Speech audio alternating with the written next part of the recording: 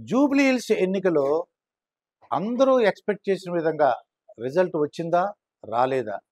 ముందు అసల ఈ రిజల్ట్ కాంగ్రెసు జబ్బ చరుచుకునేలాగా జూబ్లీ హిల్స్‌లో అంటే రేవంత్ రెడ్డి గారు అధికార పార్టీ ఒక ముఖ్యమంత్రి ఎక్కడా లేని విధంగా అంటే చాలా అరుదనమాట అండి. ముఖ్యమంత్రి స్థాయిలో ఉన్నవాళ్ళు ఉప ఎన్నికకి ప్రచారం చేయటం చాలా అరుదుగా జరుగుతుంది. అటువంటిది రేవంత్ రెడ్డి గారు ముఖ్యమంత్రి స్థాయి అలాగే మొత్తం క్యాబినెట్ కూడా ఈ జూబ్లీ హిల్స్ ఉప ఎన్నికలో కేంద్రీకరించారండి. ఎలా అయినా సరే పట్టుదలతో గెలవాలి. ఎందుకంటే సిటీలో కాంగ్రెస్‌కి స్థానం లేదు. మాకు ఎలా అయినా సరే స్థానం రావాలని చెప్పేసి ఇదొక పట్టుదలతో ప్రతి 100 అంటే ఒక 100 ఇళ్ళకి ఒక ఇన్ఛార్జ్‌ని కూడా వేశారండి. అసలు అన్ని సర్వేలు కూడా ఏమొచ్చినాయి? టీఆర్ఎస్సే విజయం సాధిస్తుంది. టీఆర్ఎస్ గెలుపు ఈజీగా ఉంటుంది. సానుభూతి పనిచేస్తుంది. మాగంటి గోపీనాథ్ గారు చేసినటువంటి సేవలు, అలాగే వాళ్ళ మిసెస్ అంటే వైఫే కాబట్టి సానుభూతితో మనకి ఓట్లు తప్పకుండా వస్తాయి అనే ఉద్దేశంతో బీఆర్ఎస్ చాలా గట్టి ప్రయత్నం చేసినారండి. బీఆర్ఎస్ వాళ్ళైతే నలుగురు మాజీ మంత్రుల్ని ఈ ఉప ఎన్నికకు ఇన్ఛార్జ్‌లుగా వేశారు. అందరూ కూడా మొత్తం క్యాడర్ అంతా కూడా బీఆర్ఎస్ క్యాడర్ అంతా కూడా తమ శక్తియుక్తుల్ని ఎందుకంటే ఆల్రెడీ ఇదివరకు సాధించిన సీటే బీఆర్ఎస్ సీటే కాబట్టి తప్పనిసరిగా విజయం మనదే అని చెప్పేసి కేటీఆరా, రేవంత్ రెడ్డా ఇది యాక్చువల్‌గా పార్టీల మధ్య కాకుండా కేటీఆర్ మధ్యన రేవంత్ రెడ్డి మధ్య పోటీ జరిగిందా అన్న టైప్‌లో ఇక్కడ ఒక ఎన్నిక జరిగిందండి. అది భారీ మెజారిటీతో మరి కాంగ్రెస్ పార్టీ గెలుచుకోవడం జరిగింది. ఇది ఎక్కడ జరిగింది? ఏమై ఉంటదంటే ఆఖరి రోజు వరకు 24 గంటల ముందు వరకు కూడా బీఆర్ఎస్ పార్టీ తప్పకుండా గెలుస్తుంది. మంచి మెజారిటీ వస్తుంది. మెజారిటీ ఎంతో చెప్పలేం గానీ, అది ఇక్కడ మాత్రం బీఆర్ఎస్ పార్టీ గెలుస్తుందని చెప్పేసి అందరూ కూడా అనుకున్నారండి. సర్వేలు కూడా బీఆర్ఎస్ పార్టీయే గెలుస్తుందని చెప్పేసి వాళ్ళు ఇవ్వడం జరిగింది. అయితే మరి లాస్ట్ మినిట్‌లో ఏం జరిగింది? అంటే పోల్ మేనేజ్‌మెంట్ ఉంటదండి. ఈ పోలింగ్ మేనేజ్‌మెంట్‌లో సరిగ్గా బీఆర్ఎస్ వాళ్ళు ఈ నలుగురు మంత్రులు గాని, లేకపోతే ఎవరైతే క్యాడర్ అప్పచెప్పారో వాళ్ళు చేతులెత్తేశారు. వాళ్ళు చేయలేకపోయారు. ఆ నలుగురు ఎవరు అంటే మనందరికి తెలిసిన వాళ్ళే మాజీ మంత్రులు. వాళ్ళు చేతులెత్తేసడం జరిగింది. అంటే ఆ యొక్క అధికార పార్టీ క్యాబినెట్ అధికారం ఉంది. వాళ్ళు చేయవలసిన పనులన్నీ ఏ విధంగా వాళ్ళకి చాలా హామీలు ఇచ్చేశారు. అంటే మేము ఆల్రెడీ పనులు స్టార్ట్ చేసేసాము. మీకు ఆ పనులు పూర్తవ్వాలంటే కాంగ్రెస్ అభ్యర్థి నవీన్ యాదవ్ గారే గెలవాలి. అలా గెలిస్తేనే మీకు ఇన్ని వేల కోట్లు, ఇన్ని లక్ష కోట్లు లేదంటే ఇంత డబ్బులు మేము ఆల్రెడీ ప్రపోజ్ చేశాము. మన హైదరాబాద్‌కి కంటే ఎక్కువ మేము కేర్ తీసుకుంటాము ఈ జూబ్లీ హిల్స్ ఎన్నిక గురించి అని చెప్పేసి ఎప్పుడైతే చెప్పారో లాస్ట్ 24 అవర్స్‌లో ఈ పోల్ మేనేజ్‌మెంట్ సరిగ్గా లేకపోవడంతో ఎవరికి బీఆర్ఎస్ పార్టీకి అదొక అవకాశంగా కాంగ్రెస్ పార్టీకి చేరిందండి. దీంతో అసల అనుకున్న వాళ్ళ బీఆర్ఎస్ పార్టీకి ఇంకొకటి డ్రాబ్యాక్ ఏంటంటే హరీష్ రావు గారు ఎక్కువ పార్టిసిపేట్ చేయలేకపోయారు. ఎందువల్లంటే వాళ్ళు తండ్రి గారు మరణించారు. ఆయన కూడా లాస్ట్‌లో రావటం జరిగింది కానీ రకరకాల కారణాలతో అంటే వాళ్ళ ఫాదరు చనిపోవడం జరిగింది. దాంతో ఆయన ఈ జూబ్లీ హిల్స్ ఎన్నికలో ఎక్కువ రోజులు పార్టిసిపేట్ చేయలేకపోయారండి. అందరూ కూడా ప్రజలందరూ కూడా వాళ్ళందరూ తెలుసు.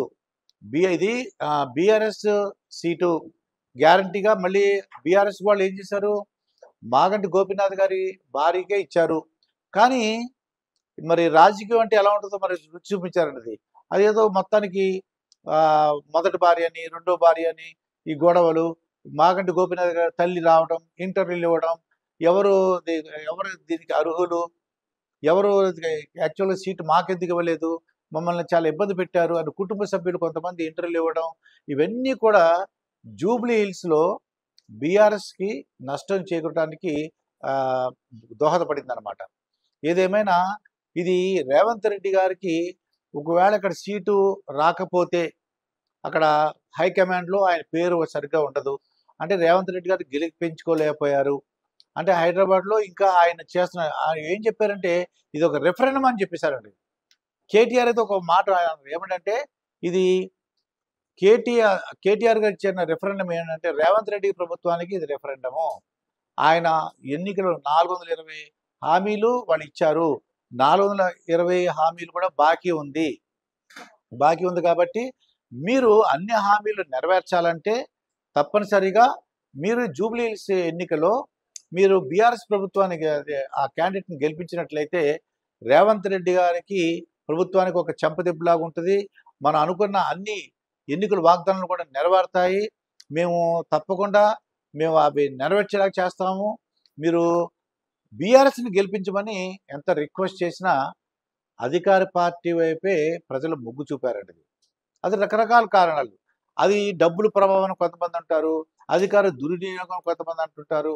ఏదేమైనా మొత్తానికి ప్రజలు మాత్రం అంటే వాళ్ళు ఓట్లు వేయకపోతే రావు కదవి. అంటే ప్రజల్లో మార్పు వచ్చింది. లాస్ట్ 24 అవర్స్లో మార్పు వచ్చి ఏమైనా సరే రేవంత్ రెడ్డి గారు అధికార పార్టీకే ఎప్పుడు కూడా మెరుగైన అవకాశాలు ఉంటాయి. ఆ అవకాశాలు కూడా చక్కగా వినియోగించుకుని చాలా పోల్ మేనేజ్మెంట్ కాంగ్రెస్ చేసినట్టు బీఆర్ఎస్ వాళ్ళు చేయలేకపోయారు.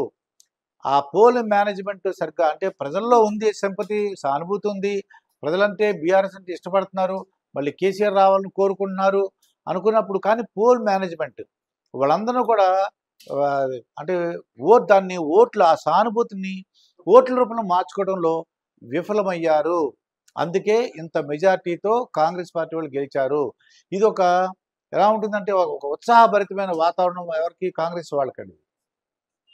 రాబోయేది ఇప్పుడే కాదు, ఈ నెక్స్ట్ టర్మ్ కూడా కాంగ్రెస్ పార్టీ ఉంటుంది అని చెప్పేసి కాంగ్రెస్ వాళ్ళు ఈ ప్రచారం మొదలుపెట్టడానికి అవకాశం ఉంది. ఏదేమైనా ఎప్పుడైనా సరే జనరల్గా అధికార పార్టీలో ఉన్నటువంటి కొత్తగా కాంగ్రెస్ పార్టీ వచ్చింది, అధికార పార్టీ అంత ప్రజల్లో వాటి వ్యతిరేకత లేదు అని చూపించడానికి రేవంత్ రెడ్డి గారి ప్రభుత్వం చాలా కృషి చేసిందండి. రేవంత్ రెడ్డి గారు అయితే ఆయన తన ఎన్నికలాగా ఆయనే ఎన్నికలో నిలబడ్డా, అసలు నవీన్ యాదవ్ అని పక్కన వచ్చేసి ఈయనే క్యాండిడేట్ లాగా ప్రచారం చేశారండి. ఆయన అనే వాగ్దానాలు కానీ మాటలు కానీ ఇవన్నీ చూసినట్లయితే గెలుపు ఖాయం అనిపేసి మొత్తం అంటే కాంగ్రెస్ శ్రేణుల్లో ఒక ఉత్సాహం వచ్చింది.